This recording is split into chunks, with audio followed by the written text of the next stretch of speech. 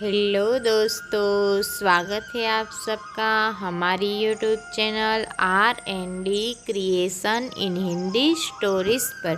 तो आज की हमारी स्टोरी है सच्चे सौदे का व्यापारी। तो अंत तक ज़रूर से सुनिएगा। सभी माता पिता यही चाहते हैं कि उनका पुत्र संसार के कामों में बहुत चतुर हो, वह बहुत सा पैसा कमाए और अपने परिवार के लोगों को खुश दे।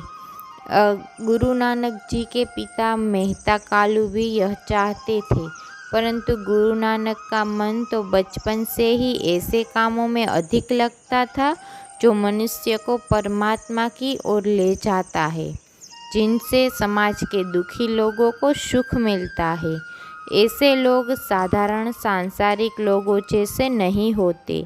ऐसे संत और महात्मा भूले भटके संस्कार को सही रास्ता दिखाने वाले महापुरुष होते हैं। गुरु नानक जी भी ऐसे ही महापुरुष थे। सांसारिक कार्यों में उनका ध्यान न लगता देखकर उनके पिता ने सोचा कि उन्हें व्यापार में लगाना चाहिए। व्यापार में जब वे धन कमाएंगे तो उनके मन में धन के प्रति और लोभ पैदा होगा। इस तरह वे संसार के साधारण लोगों की तरह ही जीना शुरू कर देंगे। एक दिन उन्होंने गुरु नानक जी को 20 रुपये दिए।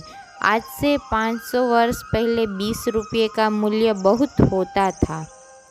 उन्होंने कहा, बेटा नानक, लो ये रुपये, पास में ही चुड़काने की मंडी है, वहाँ चले जाओ और कुछ अच्छा सा सौदा खरीद लाओ। नानक जी ने पूछा, पिताजी कैसा सौदा खरीद कर लाऊं? खरा सौदा होना चाहिए। पिता ने कहा, जिससे तुम्हें खूब लाभ मिले। अच्छी बात है पिताजी, नानक जी ने सोचते हुए कहा, मैं ऐसा सौदा ही खरीदूंगा। पिता कालू मेहता उनकी बात सुनकर बहुत प्रसन्न हुए। उन्होंने नानक जी के साथ उनके बाल मित्र बाला को भी भेज दिया। गुरुजी और भाई बाला चूहड़काने की मंडी की ओर चले गए। रास्ते में एक जंगल पड़ता था। वे उसमें से निकल रहे थे कि उन्हें साधुओं की एक मंडली मिल गई। साधुओं ने गुरुजी की ओर देखा। उनके चेहरे पर बड़ा तेज चमक रहा था। उन्होंने सोचा, यह अवश्य किसी धनी व्यक्ति का बेटा है। वे बोले, बच्चा, हम कई दिन से भूखे हैं, हमें भोजन करा दो। भूखों को भोजन कराने से बहुत लाभ होता है, बहुत लाभ होता है। नानक जी ने मन ही मन सोचा, पिताजी ने कहा था कि ऐसा सौदा करना जिससे बहुत लाभ हो। यह भी तो बड़े लाभ का सौदा है। महात्मा जी, उन्होंने साधुओं से कहा, आप मेरे साथ चलिए, मैं आपको भोजन कराऊंगा और बहुत सा लाभ कमाऊंगा। उनके साथ ही बाला ने मना किया, नानक जी, आप यह क्या कर रहे हैं? आपके पिताजी ने खरा सौदा लाने के लिए कहा है, भले इससे ज़्यादा खरा सौदा और क्या होगा? नानक जी ने बड़े आश्चर्य से पूछा। उनके पास जितने भी रुपये थे उन सभी रुपयों से उन्होंने भूखे साधुओं को भरपेट भोजन कराया और उनकी ज़रूरत की दूसरी चीज़ें उन्हें खरीद दी। वे घर की ओर वापस मुड़ चले। भाई वाला ने कहा, आपने सारे रुपये साधु संतों पर खर्च कर दिए हैं। आपके पिताजी बहुत नाराज होंगे। अपने गांव लौटकर नानक जी घर नहीं गए। वे एक पेड़ के नीचे बैठकर सोचने लगे। बाला ने घर जाकर सारी बात पिता कालू मेहता, माता तृप्ता और बहन नानकी को बताई। तीनों ही उस स्थान पर पहुँचे जहाँ नानक जी बैठे थे। पिता ने गुस्से से पूछा, तुम कौन सा सौदा खरीद कर लाए हो? नानक जी ने कहा, आपने कहा था ऐसा सौदा खरीदना जो बहुत लाभ दे। मैंने अपनी समझ से बड़े लाभ वाला सौदा खरीदा है।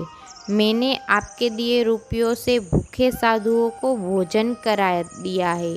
पिताजी, भूखों को भोजन कराने से बहुत लाभ होता है ना? उनकी बात सुनकर पिता को बहुत गुस्सा आया। उन्होंने नानक जी को बहुत डांटा। नानक जी को डांट पड़ती देखकर उनकी माता और बहन को बहुत दुख हुआ।